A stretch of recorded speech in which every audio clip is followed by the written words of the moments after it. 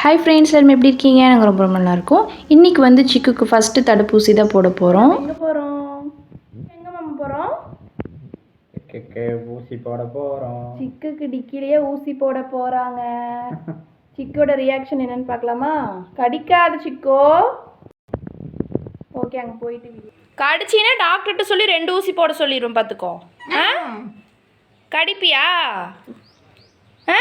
Mummy daddy கடிச்சின்னா உனக்கு 2 ஊசி தான். இங்கே பாரு, உனக்கு 2 ஊசி. அப்புறம் ஜாக்கிரதை. எங்கள் ஊர்லேயே வந்து கவர்மெண்ட் ஹாஸ்பிட்டல் இருக்குது. டாக்டர் வந்து 45 டேஸ்க்கு மேலே தான் இருக்கணும், கம்மியாக இருக்கக்கூடாது. எச்சானாலும் பரவாயில்ல அப்படின்னு சொல்லியிருந்தாங்க. நாங்கள் கூட்டிகிட்டு போகும்போது 56 டேஸ் வந்து ஆயிடுச்சு சிக்குக்கு. இது வந்து ஆரம்ப சுகாதார நிலையம். இதை தாண்டியே வந்து கால்நடை மருத்துவமனையுமே இருக்குது. நார்மலாக வந்து டாகுக்கு வெறிநாய் கடின்னு சொல்லிட்டு அந்த ஊசி மட்டும் போட்டுக்கலாம் அப்படின்னு சொன்னாங்க. உங்களுக்கு வேணும்னா தடுப்பூசியும் போட்டுக்கலாம். போட்டால் வந்து அது ஹெல்த்துக்கு நல்லாயிருக்குன்னு சொல்லியிருந்தாங்க. மெடிசின் வந்து இங்கே அவைலபிளாக இல்லை, நீங்கள் வெளியே வாங்கி கொடுக்க சொல்லி தான் சொல்லியிருந்தாங்க. அப்புறம் மாமா வாங்கிட்டு வரதுக்குள்ளேயே நானும் வந்துட்டு சிக்கு வச்சுட்டு உக்காந்துட்டு இருந்தேன். சிக்குக்கு வந்து குடல் புழுவும் இருந்தது, அதுவும் இன்ஃபார்ம் பண்ணியிருந்தோம். அப்புறம் அதுக்கு டேப்லெட் கொடுத்துருந்தாங்க. எல்லாமே வாங்கிட்டு அப்புறம் நான்வெஜ் எடுக்கலாம் அப்படின்னு சொல்லிட்டு கடைக்கு வந்திருந்தோம். குடல் வந்து நான் எடுத்து செஞ்சதே இல்லை.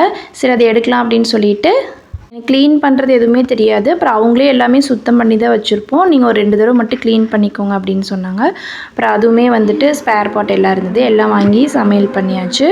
வந்திருந்து நல்லா தூங்கிட்டு இருந்தா. நைட்டுக்கு மேலே தான் வந்து லூட்டி ஒரே ஆட்டம். வர வர சிக்கு ரொம்பவே குறும்பு பண்ணுறா. என்னால் கண்ட்ரோல் பண்ணவே முடியல. டாக் வளர்த்துறவங்க யாராவது வீடியோ பார்க்குறீங்க அப்படின்னா எப்படி வந்து இந்த மாதிரி கடிக்கிறதுலாம் வந்து கண்ட்ரோல் பண்ணுவீங்க? ரொம்ப வந்து இப்போ கடிச்சிட்டே தான் இருக்கா.